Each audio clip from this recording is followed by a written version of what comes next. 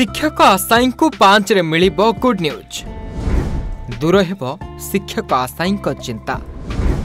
शिक्षा और शिक्षकों को दिया जाउछि गुरुत्व। असजड़ा शिक्षा व्यवस्था को सजाड़ुछन्ते मोहन सरकार।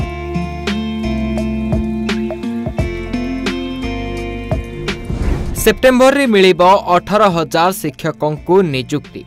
शिक्षा और शिक्षकों को मोहन सरकार गुरुत्व पूरण हेबो शिक्षक आशायी अनेक दिनर आशा घटिबो सबु अपेक्षार अंत।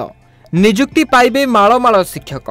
हाँ दर्शक बंधु आपण ठीक शुणिले, सेप्टेम्बर रे मिलिबो 18,000 कनिष्ठ शिक्षकों को नियुक्ति। आउ परे परे शिक्षकों लागि नियुक्तिर बड़द्वार खोलीदेवे मोहन सरकार। विद्यालय और गणशिक्षा विभाग एभली तत्परता को नहीं एवं सबुठी खुशीर माहौल। बड़ कथा हेउछि ग्रामांचल और उपांत स्कूल रे शिक्षक माननकु आग नियुक्ति मिलिबो। खास करी जड़े शिक्षक थिबा स्कूल को प्राथमिकता दिया जिबा नै चर्चा हेउछि। सूचना अनुसार कनिष्ठ शिक्षक नियुक्ति लगी डॉक्यूमेंट जांच प्रक्रिया शेष हो सारिथिबा बेले प्रोविजनल मेरिट लिस्ट प्रकाश पाइबा सह ऑब्जेक्शन रो तारीख मध्य शेष होइछि। अनेपटे अगस्त 5 रे जिला प्रशासन वेबसाइट एवं ओसेपा वेबसाइट रे प्रकाश पाइबो चूड़ांत मेरिट लिस्ट। सेपरि अगस्त 6 तारिख रे समस्त जिलारू ओकाक को चूड़ांत तालिका पठाइबे। जिला स्तर रे 12 रु 16 जाए नियुक्ति पाई कराजिबो काउंसलिंग।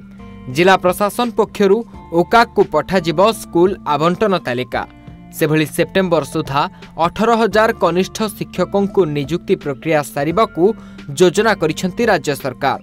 जूनियर शिक्षक नियुक्ति प्रक्रिया शेष मात्रे 3 रु 4 मास मध्यरे खाली थिबा पदवी रे विज्ञप्ति प्रकाश पाइबाकू योजना करिसेंती राज्य सरकार। केवल जूनियर शिक्षक पदवी नुहे हाईस्कूल लागि मध्य खूब शीघ्र नियुक्ति लागि विज्ञप्ति प्रकाश पाइबो।